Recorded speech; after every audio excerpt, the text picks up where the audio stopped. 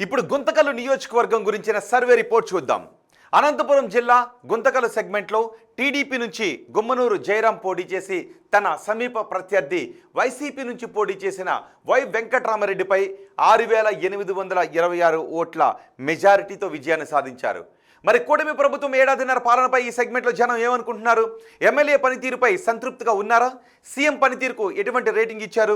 నారా లోకేష్, పవన్ కళ్యాణ్, జగన్ గురించి ఈ సెగ్మెంట్ ప్రజలు ఏమనుకుంటూ ఉన్నారు? ఓవరాల్గా కూటమి ప్రభుత్వంపై జనం మాట ఏంటి? బిగ్ టీవీ ఎక్స్క్లూజివ్ సర్వే రిపోర్ట్లో చూద్దాం.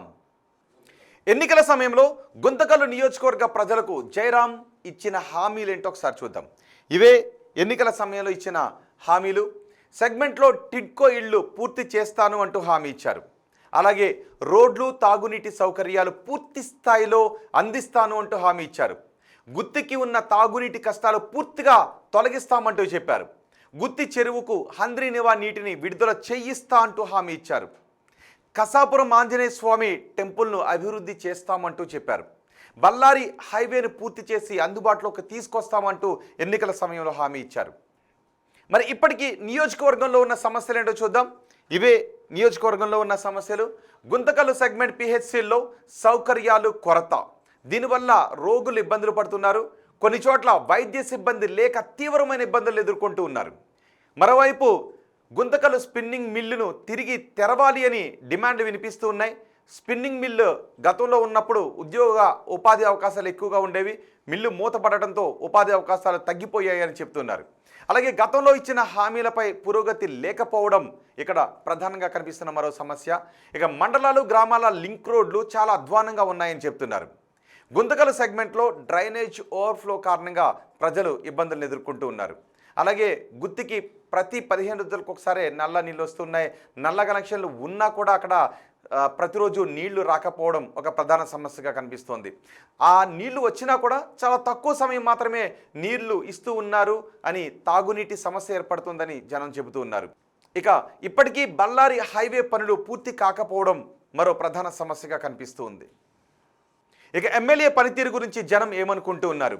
ఎమ్మెల్యే జయరాంకు అనుకూలంగా ఉన్న అంశాలేంటి, నెగిటివ్గా ఉన్న అంశాలేంటి ఒకసారి చూద్దాం. ముందుగా పాజిటివ్ అంశాలు చూద్దాం. గుంతకల్లు రెన్యూబుల్ ఎనర్జీ కాంప్లెక్స్ మంజూరు కావడం ఒక పాజిటివ్ అంశం. 22,000 కోట్ల రూపాయలు పెట్టుబడి పెట్టింది రెన్యూ పవర్ కంపెనీ. ఇది దేశంలోనే అతిపెద్ద గ్రీన్ ఎనర్జీ ప్రాజెక్టులో ఒకటి కావడం ఒక ప్రధాన అంశంగా చెప్పుకోవచ్చు, పాజిటివ్ అంశంగా చెప్పుకోవచ్చు. దీనివల్ల వేల ఉద్యోగాలు సృష్టి జరగబోతోందని అక్కడ జనం ఆశలు పెట్టుకున్నారు. మరోవైపు కొన్ని గ్రామాల్లో సీసీ రోడ్ల నిర్మాణాలు స్పీడ్గా జరుగుతున్నాయి. ఇది కూడా పాజిటివ్ అంశం. ఇక నెగిటివ్ అంశాలు ఏంటో మనం చూద్దాం. ప్రతికూల అంశాలు, ఇవే ప్రతికూల అంశాలు. గుమ్మనూరు జయరాం పెద్దగా అందుబాటులో ఉండటం లేదు జనానికి అనే జనం చెప్తున్నారు. అలాగే ఆలూరులోనే ఎక్కువ టైం గడుపుతూ ఉన్నారని చెప్తున్నారు.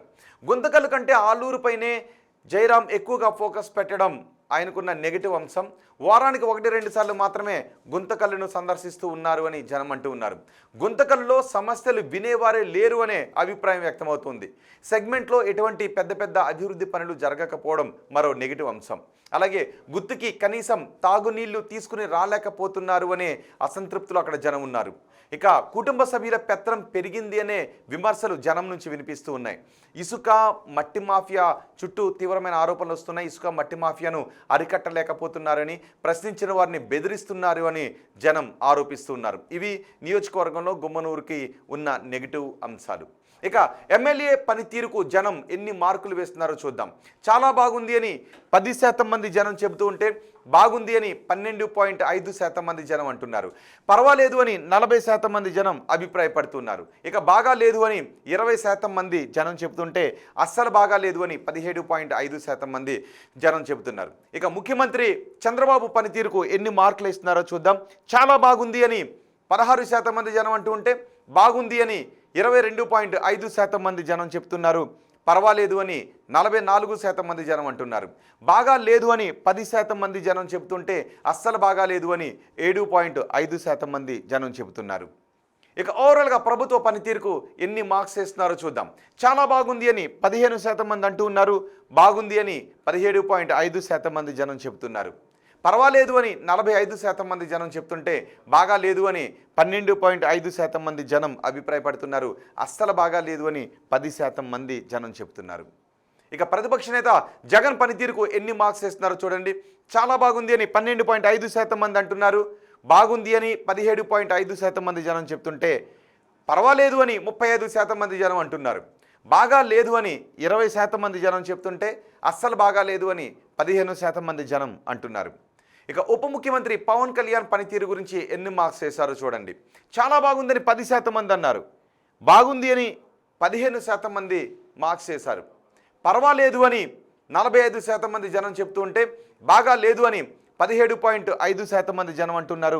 అస్సలు బాగా లేదు అని 12.5% మంది జనం చెబుతున్నారు.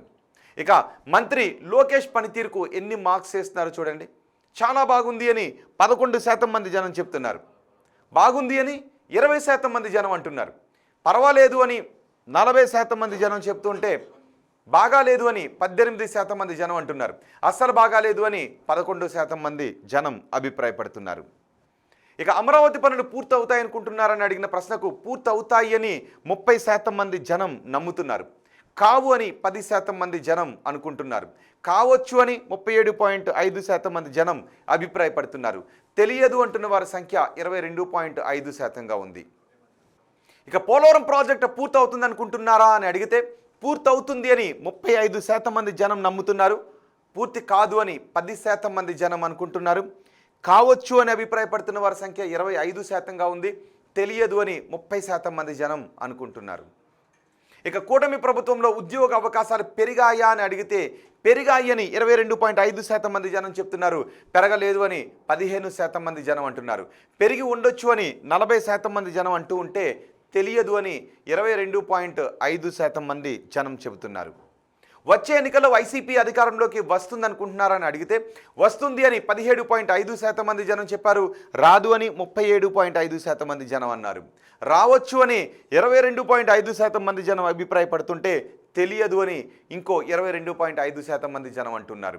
చంద్రబాబు తర్వాత ముఖ్యమంత్రిగా ఎవరైతే బాగుంటుంది అని అడిగితే, పవన్ కళ్యాణ్ పేరు చెప్తున్న వారి సంఖ్య 22.5%గా ఉంది. నారా లోకేష్ అయితే బాగుంటుందని 45% మంది జనం చెబుతున్నారు. తెలియదు అని 32.5% మంది జనం అభిప్రాయపడుతున్నారు. తెలియదు అని 32.5% మంది జనం అంటున్నారు. ఇవి గుంతకల్లు నియోజకవర్గంలో బిగ్ టీవీ సర్వే రిపోర్ట్.